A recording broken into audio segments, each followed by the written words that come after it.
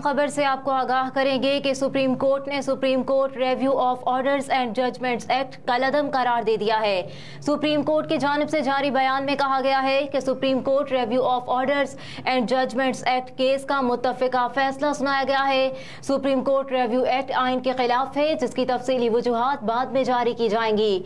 मुत्तफिका फैसले में कहा गया है कि पार्लियामेंट ऐसी कानून साजी का इख्तियार नहीं रखता। जस्टिस मुनीब अख्तर का इजाफी नोट भी मुत्तफिका फैसले का हिस्सा है। Supreme Court review of orders and Judgment Act का तहरीरी हुक्मनामा भी जारी कर दिया गया है। जस्टिस एजाजुल एहसन ने 87 सफ़हात पर मुश्तमिल फैसला तहरीर किया। फैसले में लिखा गया है कि किसी भी कानून को कलअदम करार देने के इख्तियार को इंतहाई एहतियात से इस्तेमाल करना चाहिए और एक कानून को उस वक्त कलअदम करार नहीं देना चाहिए जब उसकी शिकें आइन से हम आहंगी रखती हों। फैसले के मुताबिक रिव्यू ऑफ जजमेंट आइन पर पाकिस्तान वाज़े तौर पर मुतसादिम है। ये मुमकिन नहीं है कि इस कानून को आइन से हम आहंग करार दिया जाए। हमने आइन का तहफ़्फ़ुज़ और दिफा का हलफ उठा रखा है। रिव्यू एंड जजमेंट एक्ट को इस तरह बनाया गया जैसे आइन में तरमीम मकसूद हो। अगर इस कानून के तहत अपील का हक दे दिया गया तो मुकदमेबाजी का एक नया सैलाब उमड़ आएगा। सुप्रीम कोर्ट से रुजू करना शुरू कर देंगे। इस बात को सामने रखें बगैर के जो फैसले दिए गए उन पर अमल दरामद भी हो चुका। जस्टिस मुनीब अख्तर का इजाफी नोट भी शामिल किया गया है। सुप्रीम कोर्ट के फैसले में जस्टिस मुनीब अख्तर का नोट भी शामिल है जो कि 30 सफ़हात पर मुश्तमिल है। जस्टिस मुनीब अख्तर ने अपनी इजाफी नोट में लिखा है कि मुख्तलिफ फैसलों का जायजा लेने से 3 अहम नुकात सामने आते हैं। पहले नुक्ते के मुताबिक नजरसानी अपील नहीं हो सकती। दूसरा नुक्ता मुकदमात के हतमी होने का है और तीसरा अहम नुक्ता नजरसानी के महदूद होने का है। नोट में लिखा गया है कि Review of Judgments and Orders Act का सेक्शन 2 आइन के आर्टिकल 185 के मुताबिक नहीं क्या पार्लियामान की तरफ से हिदायत की जा सकती कि नजरसानी को अपील जैसा समझा जाए। उसूल है अदालत में पहले से तयशुदा मामला दोबारा नहीं उठाया जा सकता। नजरसानी का दायरा इख्तियार इसी उसूल के साथ जुड़ा है। एक और अहम खबर से आपको आगाह करेंगे कि यौम आज़ादी पर हॉर्न और बाजे के इस्तेमाल पर इस्लामाबाद में पाबंदी लगा दी गई है। कराची के बाद इस्लामाबाद में भी अब ज़िले इंतज़ामिया ने यह पाबंदी लगा दी है, जिसके मुताबिक 14 अगस्त के मौके पर इस्लामाबाद में हॉर्न और बाजे के इस्तेमाल पर मुकम्मल पाबंदी होगी। सड़कों पर हॉर्न और बाजे बजाने पर दफ़ा 144 का निफाज लागू होगा। ज़िले इंतज़ामिया का कहना है कि खिलाफ वर्जी पर सख्त तादीबी कार्रवाई अमल में लाई जाएगी। ज़िले इंतज़ामिया असिस्टेंट कमिश्नर सेक्रेटेरिएट और रोलर जोन की मुख्तलिफ इलाकों में कार्रवाइयां भी की गई हैं और स्टॉल्स पर सैकड़ों हॉर्न और बाजे कब्जे में ले लिए गए।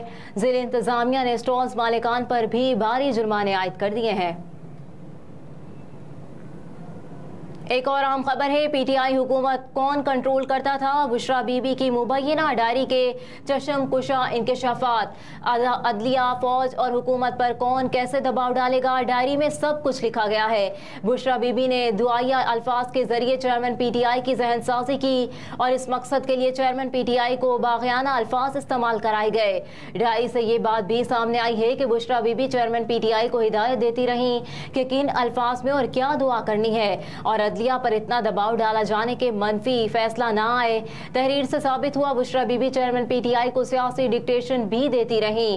बुशरा बीबी की डायरी के इंकशाफात में ये बात भी सामने आई है कि किसको कैसे चलाना है, हुकूमत, एस्टेब्लिशमेंट, अदलिया को कैसे दबाव में लाना है, अदलिया, फौज और हुकूमत पर कौन कब दबाव डालेगा। बुशरा बीबी पीटीआई की सियासी हिकमत अमली के फैसले करती रही और चेयरमैन पीटीआई तमाम फैसले इक़दाम बुशरा बीबी के हुक्म पर करते रहे। साबिक वज़ीर आज़म मुकम्मल तौर पर बुशरा बीबी के ज़ेरे तसल्लुत थे। बुशरा बीबी चेयरमैन पीटीआई को कंट्रोल करती रहीं।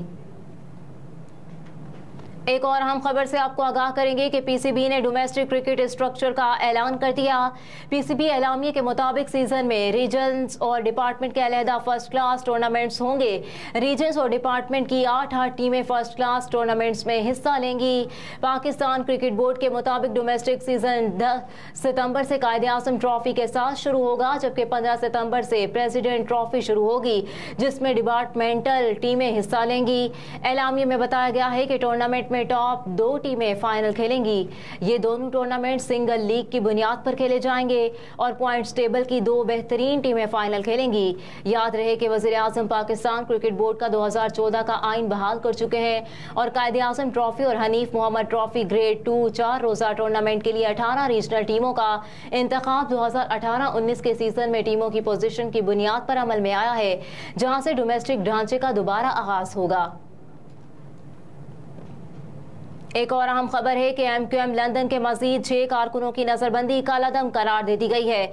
Chief Justice Sindh High Court ने दरख्वास्त पर समाअत की, जिस दौरान इमरान म्यू एडवोकेट ने दलाइल में कहा कि MQM कारकुनों को 9 जुलाई के बाद जमान टाउन थाने में दर्ज मुकदमे में गिरफ्तार किया था, लेकिन अदालत से रिहाई के हुक्म के बावजूद शहरियों को 1 माह के लिए नजरबंद कर दिया गया। Chief Justice Sindh High Court ने सवाल किया कि क्या सेक्रेटरी दाखिला सिंध को MPO 3 के तहत शहरियों को नजरबंद रखने का नोटिफिकेशन जारी करने का इख्तियार था। इस पर सरकारी वकील ने कहा कि कानून के मुताबिक सेक्रेटरी दाखिला को शहरियों को MPO 3 के तहत नजरबंदी का नोटिफिकेशन जारी करने का इख्तियार ही नहीं।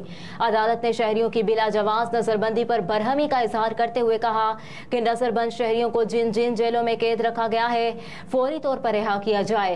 अदालत ने MQM लंदन के कारकुनों की नजरबंदी का नोटिफिकेशन गैर कानूनी करार देते हुए मोहम्मद इजहार और मोहम्मद शफीक समेत 6 कारकुनों को जेल से फौरी रिहा करने का हुक्म दे दिया।